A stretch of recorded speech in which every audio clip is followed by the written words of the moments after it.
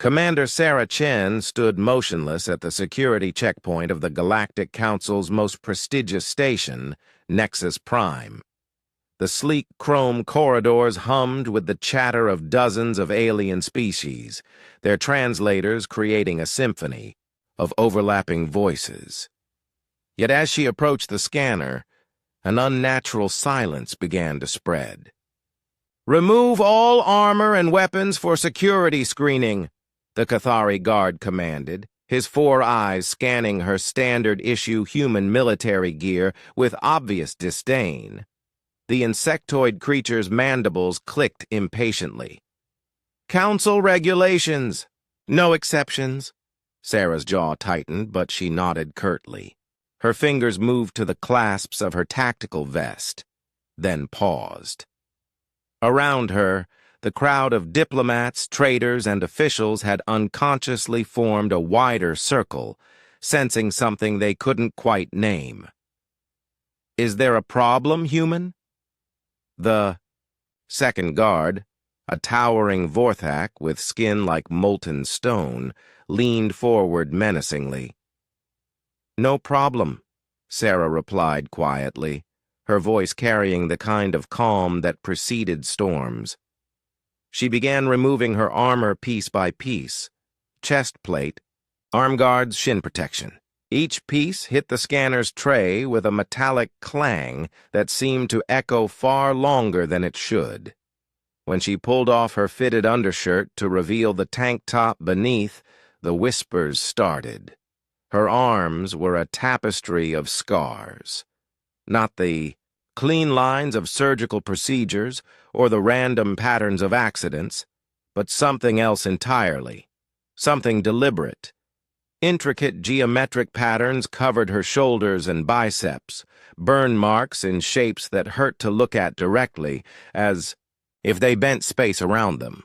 Along her forearms ran parallel lines, too precise to be natural, too purposeful to be torture. But it was her back that made the nearest Zelithian diplomat stumble backward with a strangled cry. Carved deep into the flesh between her shoulder, blades was a symbol that existed in the oldest texts of 100 civilizations, a mark spoken of in hushed tones across the galaxy. The sign of the Void-bringer, the one who had walked into the realm of gods and returned. "Impossible," breathed the Cathari guard, his weapon clattering to the floor. "The Godkiller is just a legend." Sarah turned slowly, her dark eyes meeting his. Legends have a way of being true, especially the uncomfortable ones. The name spread through the crowd like wildfire. Godkiller. She could hear it in a dozen languages, each species adding their own cultural weight to the title. To the Vorthak, she was Stonebreaker of Heaven. To the ethereal Luxari, the light that devoured light. To the humans scattered throughout the crowd, she was simply Sarah Chen. Though now they remembered why that name had echoed through military channels for the past 5 years. "You're her," whispered a young human diplomat, his face pale. "You're the one who killed the Eternal." "Sovereign." Sarah's expression didn't change as she pulled her shirt back on. "I didn't kill it," she said matter-of-factly. "I just reminded it that eternity is a relative concept." The Eternal Sovereign, the self-proclaimed God-Emperor of the Outer Reach, a being of pure energy that had enslaved 3 star systems and declared war on the Galactic Council. Its servants had called it immortal, invincible, beyond the touch of mortal weapons. For 2 years, the combined fleets of 50 worlds had thrown themselves against its forces and broken like waves against stone. Then, humanity had asked for 1 ship, 1 volunteer.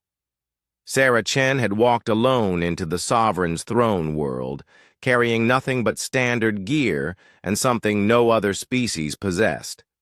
The uniquely human capacity for spite so pure it bordered on the transcendent. The details of what happened in the Sovereign's reality-warping palace were classified at the highest levels. The official report spoke of exotic weapons and quantum destabilizers. They didn't mention how Sarah had spent 72 hours in a realm where thought became reality, where the Sovereign had tried to break her mind by showing her every possible death, every potential failure. They definitely didn't mention how she had laughed. "Your kind interests me," the Sovereign had said, its voice like the sound of stars being born. "You are small, weak, ephemeral, yet you do not kneel." "Kneeling's bad for the back," Sarah had replied, pulling the pin from a grenade that shouldn't have worked in a dimension where physics was merely a suggestion. But human stubbornness, it turned out, was a universal constant. The Vorthak guard finally found his voice. "How do we know you're not here to what?" Sarah interrupted, shouldering her pack. "Start another war? Hunt another god?" She gestured at the crowd around them. "Look at them.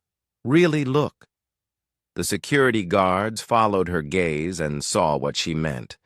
The representatives of dozens of species, many of whom had been mortal enemies for millennia, were standing together, united in their awe and terror of the small human woman before them. "The Sovereign enslaved millions," Sarah continued. "It was planning to devour entire star systems to fuel its expansion. Someone had to remind it that actions have consequences." She paused at the scanner archway. "The universe is vast and full of wonders. But it's also full of bullies who think might makes right. My species has a long tradition of disagreeing with that philosophy." The Cathari guard stepped aside without another word, his hands trembling as he waved her through. As Sarah walked away, her footsteps echoing in the unnaturally quiet corridor, she heard the whispers start again. But now there was something else mixed in with the fear and awe. Hope. Because if a single human could walk into the realm of gods and emerge victorious, what did that say about the possibilities that lay ahead? What heights might they reach? Together, these stubborn, impossible humans and their alien allies?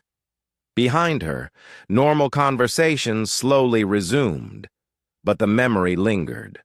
The Godkiller had passed among them, scarred but unbroken, carrying herself with the quiet dignity of someone who had looked infinity in the eye and found it wanting. And in the vast darkness between stars, ancient things that had slumbered for eons stirred uneasily, sensing that the galaxy had shifted in some fundamental way. Humanity had served notice. Even gods could be held accountable.